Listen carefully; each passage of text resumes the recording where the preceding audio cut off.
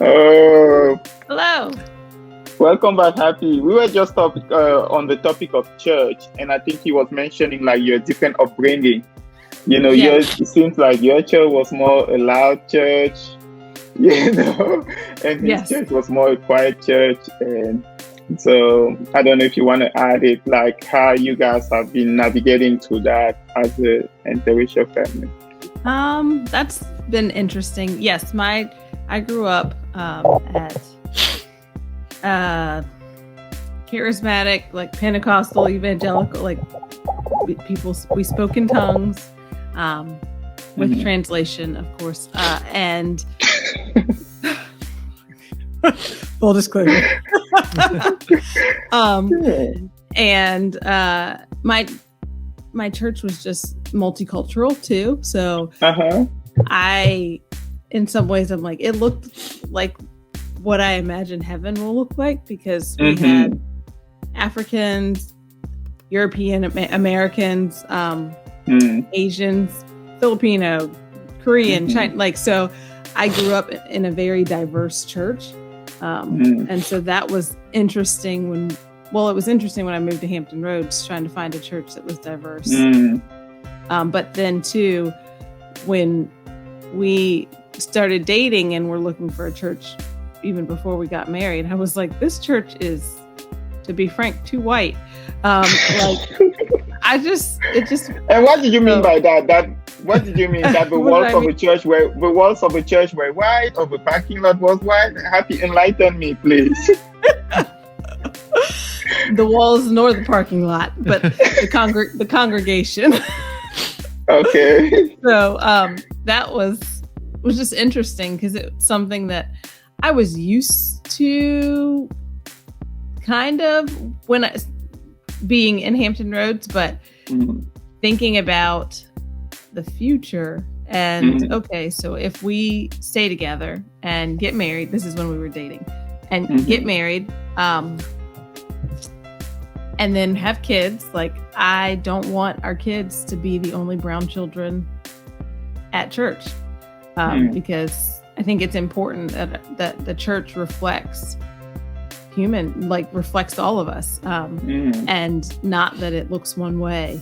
And so when we were looking for a church, then it was kind of like, children, we'll figure it out when we get there. But now we've found a good place in PCC, I think, just because they have great kids ministry, and there's not like super diversity, but there is a decent amount of diversity and a focus on worldwide missions, which is also important, because that connects us to people of different ethnicities and backgrounds and cultures. And so that was important to me, to us. Oh, thank you. And I just want to remind you viewers that your comments and questions are welcome, and Happy and Alan will be glad to answer them as best they can.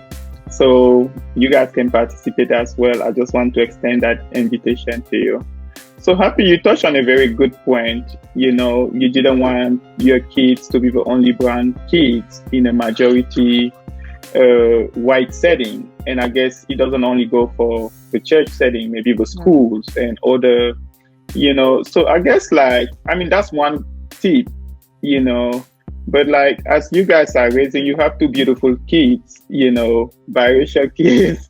So as you guys are raising them, like, what are certain choices that you guys are making, intentionally, in terms of like raising them in, our nation being so, polarized with the racism? Sure. Yeah, I mean, I think we haven't done I mean, at their age, they're still so young. It's not like we've been teaching them about some of the history and the current events going on, or even historical aspects. I mean, my oldest son is 3, so we just haven't gotten to that. Not that we're not going to. It's just not there yet. One thing that we have done, I think, is we've definitely exposed them. In a lot of the books I know that Happy goes and picks out from the library are a good blend of not just that there are different color kids in the books, and not just whitewashed, as they call it, books, or the other way around, where it's not all, they're multi-ethnic, so it's both. Yeah. I think specifically to our son, he pre-COVID had a lot of exposure to and with other kids of other races and ethnicities because of some of the activities that we were involved in.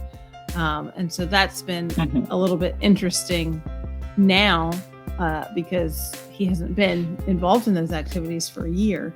And so I do try to make a concerted effort to choose books, not just ones that we check out at the library, but also that we own, but that include children of several different ethnicities, cultures. We try to incorporate different cultures into our holiday traditions.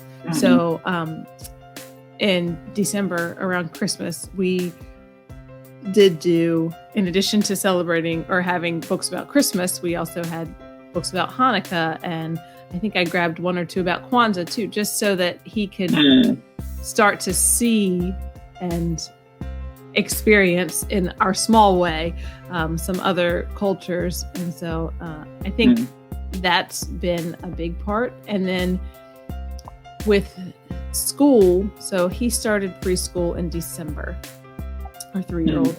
And so it's been good. He goes to a preschool at a local church, and it's a very diverse group of kids that are in the preschool.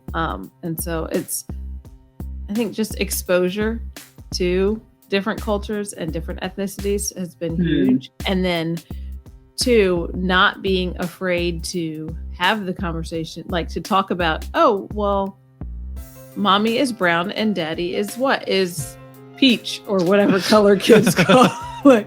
But not being afraid to have those conversations with him, and then to help him to see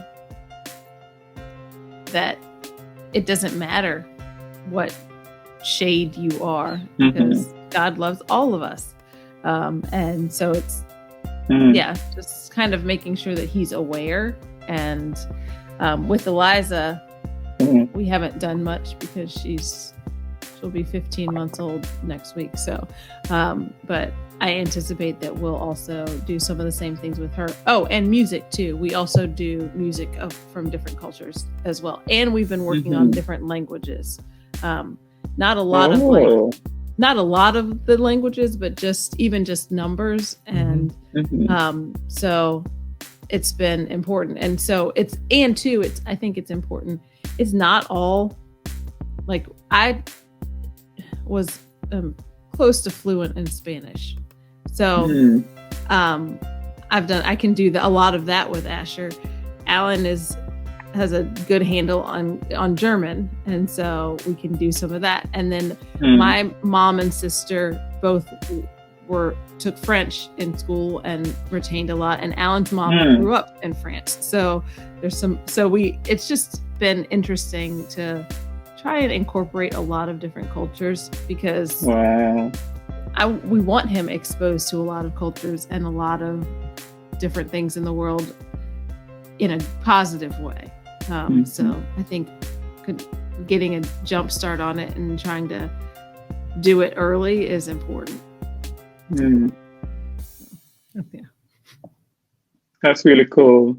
So why some parents or people sometimes think like it's good to have one culture, for you guys it's kind of the opposite. You want to open and having them looking around the horizon, whether it's through languages or holidays. Just learning to practice cultural and diversity. That's awesome. Yeah. So Happy, I guess, like, one of the questions that I asked Alan earlier was more like, how has you being in a interracial marriage has been a blessing, to you guys? And maybe, you can take it different ways, but I was just thinking maybe in light of like, the climate of division that we face in our nation. Sure. It's interesting In that, and that's a great word. Interesting is always a great word, because interesting can mean this is what it means. This is what it means. This is what it means. It's just interesting. So it's interesting. It's interesting in a lot of different ways, because like people's perception, it's sometimes fun for people to think one thing and then you shock them, because it's like, oh no, that's not reality for us. And so like what Happy? Just put some words. Well, even with people not realizing that my husband's white. There's been lots of instances where it's like, oh yeah, blah blah. Like I'll be with a group of people, and they will not know us collect together. They'll know me, or I will have just met him. And then Alan walks up and they're like, oh, he's your husband? I'm like, yeah, that works. It works for us. So just sometimes that kind of thing. And then we actually had a service technician in our home the other day, working on our HVAC system. And before he left, it's a white young man. And before he left, he said, I just need to say this. And I hope you don't get offended, but he was talking to Alan specifically. I was in the room. And so he told Alan, he said, it kind of surprised me that your wife was black. And so it just kind of has been interesting, because, and then he proceeded to tell us that his wife is also black. So it was like, it's just rare that, I guess, for him to see couples. It's more rare to see a white man married to a black woman in our community, I guess, in our culture.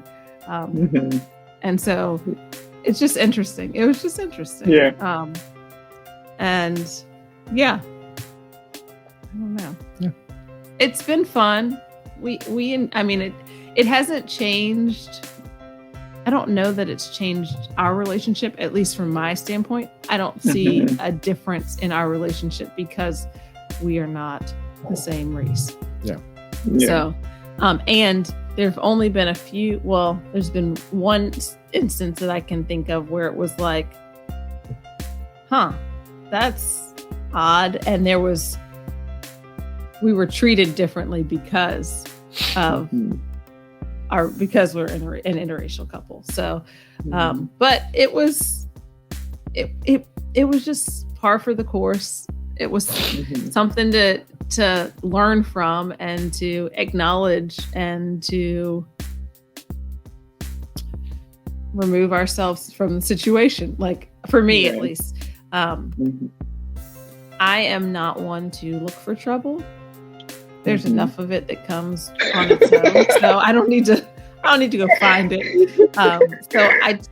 That's just kind of how I tend to. I'm like, it's fine. You have your opinions, and me fighting with you about your opinion is not going to change your opinion. In fact, sometimes the best thing that I can do to influence your opinion is just to walk away, to be kind and be civil and walk away. Like, I don't need to fight about it. We don't need to get into it. Like, it just, So, thank you.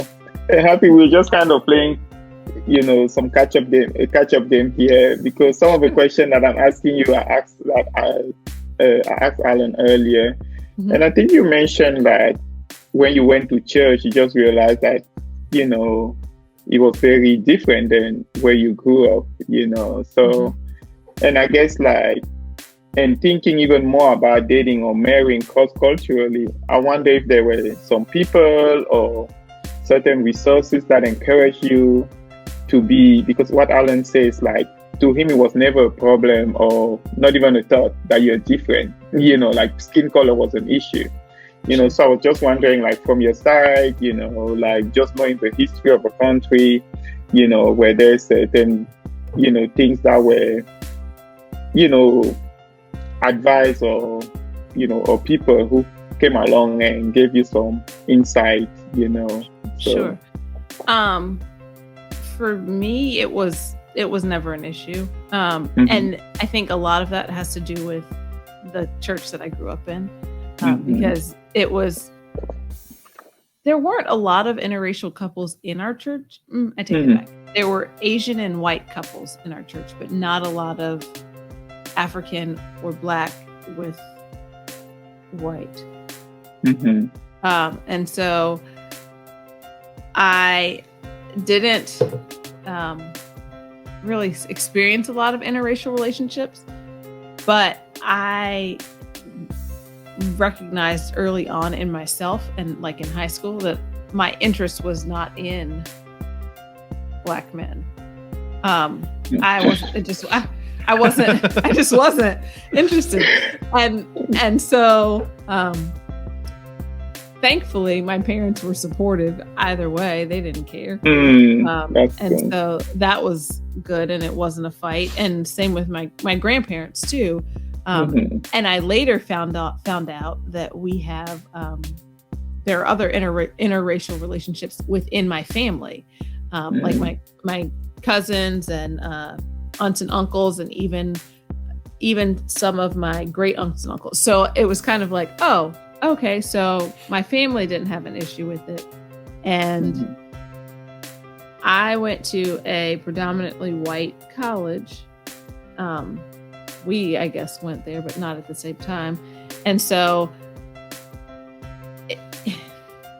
that also didn't faze me either in terms of being in a relationship with a white man. Like, it just kind of, I was like, okay, this is how it is for me. So, and then the only people that were naysayers were other Black women who in college, but not, I don't have a lot of Black female friends, or I just don't. And so what was the issue for Black women? What? Because they got on me too, so I want to hear why they got on you. Yeah, so mainly it was, do you think you're too good for a Black man? And so I was like, no, it has nothing to do with that. Like, it's just not my preference, and that's okay. But so that was interesting too, navigating that in college, because I'm like, what? There are like 3 Black men here, like, and a lot of white men. Like, what? There's like, so it just kind of, I was like, okay, well, you have your preference and I have mine, and I mean, just like with anything else, the true friends didn't care. And everybody else, I don't really care what they cared about, what they cared. So, yeah. That's cool. I never heard that before. I think for us, when Alison and I will, go somewhere, whether it's on the airplane or go to the mall, they were just eating her up with their eyes, Yeah. And I think, like, when I talked to them, the Black girls, they were like, no, the white women are stealing some of the few good men, Yes. And I was like, there are more white men in America than Black men. Why don't you? Right. Yeah. Like, this is like a fair game, but so that's an interesting perspective. Yeah, but I think also, like, one of the blessings of being in like interracial marriage, especially in America, I think we get to tell the story from both sides. Yes. Like, I think an interracial marriage sometimes can be like an antidote, against racism. Yep. For Alison, when we go out, for people to ask us whether we want 2 checks or 1 check, Yep. Just because, or for Alison to voice her fears when I go out to exercise, and it's getting dark, she's calling and texting to make sure that I'm okay. So those are legit fears, Yes. It's not just like Black men are trying sometimes to make some noise, Right. So I think there is that antidote. And I think for us Black people, in the white community or in the Black community, I feel like sometimes when Black people also have a different narrative, of a white community, we're able to correct that. Yes. That we have name and faces, in our circles, whether it's at work, at church, in recreational activities. So I think that's very important. And, just to be the antidote and kind of like, sharing what's going on each side. So. Yeah. And I can speak to that also as a white male. Oftentimes, like I said, I grew up here at Newport News, and it's not uncommon for people to assume that white people are racist. I mean, that's an assumption that a lot of people of color, whether it's Latino or Black, assume about white people. It's a lot of times unfounded, obviously, but I've had experiences at work before where I had to turn down a Black couple for a product because of credit. Yeah, I work in a bank, and we had to turn them down for this years ago. And this we were married at the time, yeah, and I had to turn them down for a loan, and they immediately started saying it's because I was racist, and I was turning them down because of and. Like you said, a blessing. I was able to quickly turn around a picture on my desk and say, like, no, that's not the reason. Has nothing to do with that. But if you pay your bills on time, you'd be able to get this loan.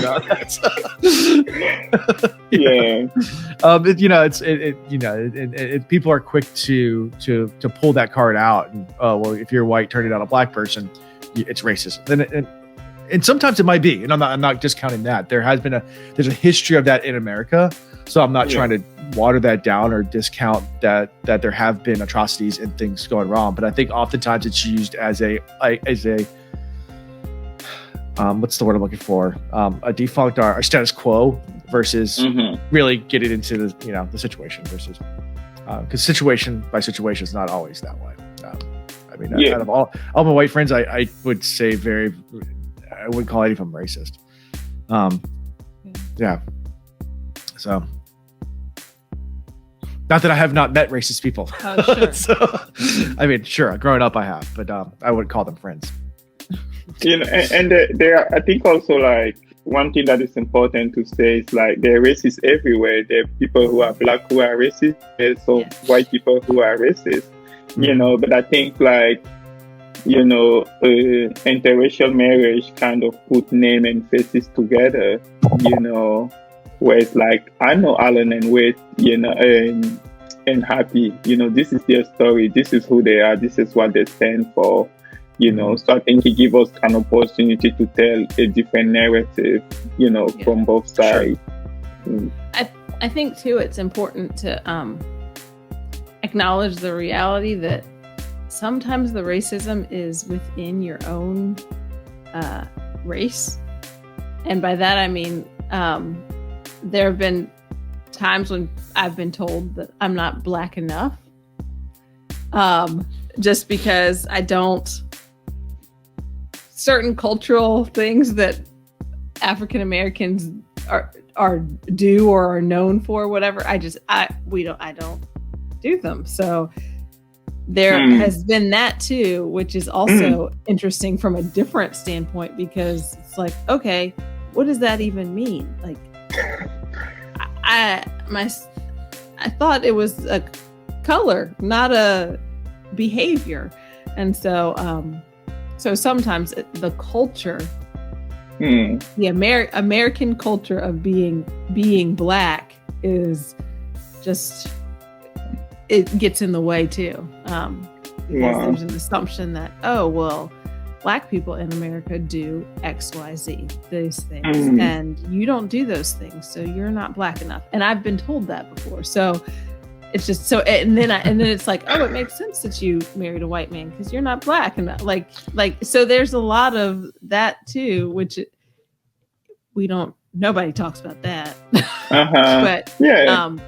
But it's definitely been something that I've experienced, and I'm just kind of like, okay, whatever. But I mean, you handle it the same way you handle any other kind of racism. Acknowledge it, be kind, and walk away. So that's been interesting too. And with all of this, like having kids in the craziness of this climate. It's just interesting too, because especially with having a boy, because some of the same things that you mentioned that Allison's concerned about with you with exercising, I'm like, okay, things that I'm going to have to think about with him, and manners that we need to make sure that he has, and don't wear your pants down under your behind, and like just different things that I'm like, okay, there are things that I grew up doing, and I don't know any different, but there that I know other Black families did not grow up doing. And so I'm like, okay, there are certain things that I want to make sure that we do with Asher, that's our son, in order to set him up for success and not make him a target. Because in some ways, his skin tone will already make him a target, because he's a little brown boy. And so there's things like that I think about too, just because that's going to be a part of our reality, is grooming children to be successful in this world of sin that we live in. So yep. And Happy and Alan, I'm very encouraged by what you're saying. I think it makes me smile. I don't see despair in your comments, but I see hope. I see wisdom. Your attitude, when you see racism, you acknowledge it, but you turn the other cheek. You're being kind and you move on.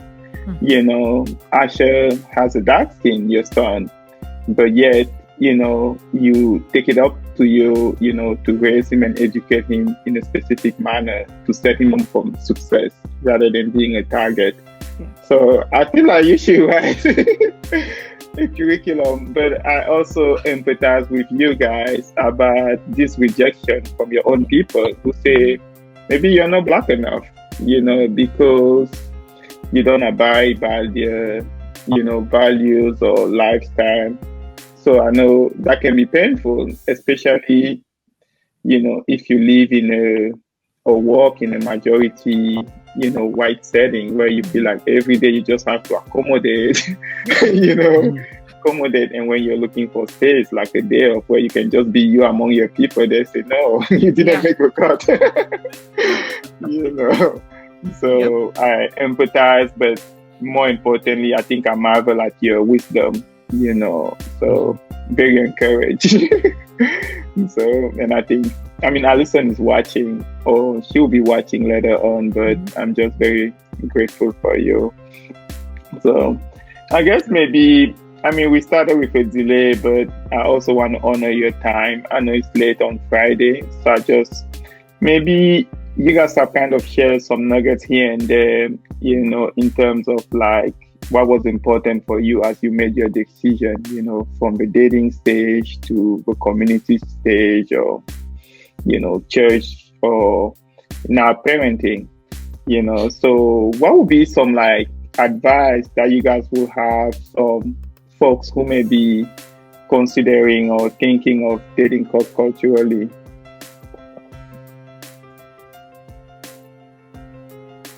I say go for it. And I will give them your number. Like, how do I go? I think the reality is God is sovereign, and whoever he has for you is who he has for you. And as much as sometimes we try to fight that reality, and as much as I don't know. Like, I just think that sometimes our flesh and our humanness gets in the way of what God has planned. And it's really easy to be like, oh no, I can't do that because somebody else is going to think something of me, or they're going to judge me based on that. But who cares? Like, at the end of the day, all that really matters is what God thinks of you. And that's easy to say and hard to live out. So I just need to say that part too. But it's a daily, sometimes moment by moment, like acknowledgement that God is the one who matters. He's sovereign and he has my life in his hands, my little life in his hands. And it doesn't really matter what anybody else thinks. And if this is what he has for me, then he's going to provide.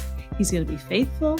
He's going to open doors. He's going to calm my crazy mom who thinks I've gone off the deep end, or he's going to help my dad to put the shotgun away. Like, it's just, I think there's a lot of, sometimes we just get so caught up in what other people think. And if it's something that you feel a pull towards, sorry. It's okay. I just put that. If it's something that you feel like you need to take steps towards, just do it.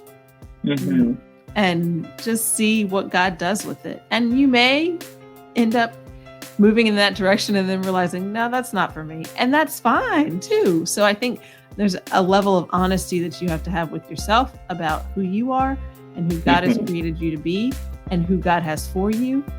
And then, yeah, there's just, I just think go for it. As the kids are saying these days, YOLO. So you only live once, so YOLO. Oh, yeah. You're young like the kids. I need this No, not young like the kids. I used to have technology stuff. That's not my generation. I'm pre-Wakanda days. Yeah. Mr. Alan the Wise Man, what's your take? You give me too much credit for my wise. I do. I'm not taking mental. Thankfully, this is recorded, so I can go back to those notes then. Yeah. So I guess what nugget of advice? Embrace difference while keeping to yourself. I think that's a big one. Obviously, there's going to be culture differences, and respecting those. But at the same time, don't lose yourself either, because yourself is important as well. Self-love, self-help, and your culture that you came from as well. Don't give that up. But at the same time, respect, I guess, is the big thing, and also be willing to be open to whatever those racial or ethnic lines might be. It's not necessarily just black and white, but even Asian cultures are Middle Eastern or whatever have you. There's lots of different cultures in the world. Emmanuel, you know that as well. And being respectful of those. It doesn't necessarily mean you have to do it. You don't have to get necessarily out of comfort zone, but at the same time, be respectful. So that's kind of one of my big things. I have one other thing to say. Go ahead. Are you speaking to the black girls now? Because the black girls were wondering if you were not good enough for a black boy. So speak your mind. I don't know who you're speaking. Oh no. No, actually I was gonna speak to the religion piece. Because I think it's very important though too to, if you are a Christian, a believer, you love Jesus, don't sacrifice that just to be in a relationship with somebody, period. But even that also to be in a interracial relationship or interethnic, and somebody in a relationship with somebody of a different ethnicity, because that matters more than the relationship that you potentially could have. And so I think that's important too, especially when you are interested in people of different cultures or ethnicities, because compromising your beliefs for that relationship is not worth it. God will honor your faithfulness to him despite the challenge, despite how difficult that might be, or how much it tears your heart apart in the process. He'll honor that. And But well, thank you so much. I think I was checking the Facebook. I think there is not a lot of questions, but just, gratitude. People are just appreciative of, your comments. And so, and I'm just very thankful as well. But thank you. All right. And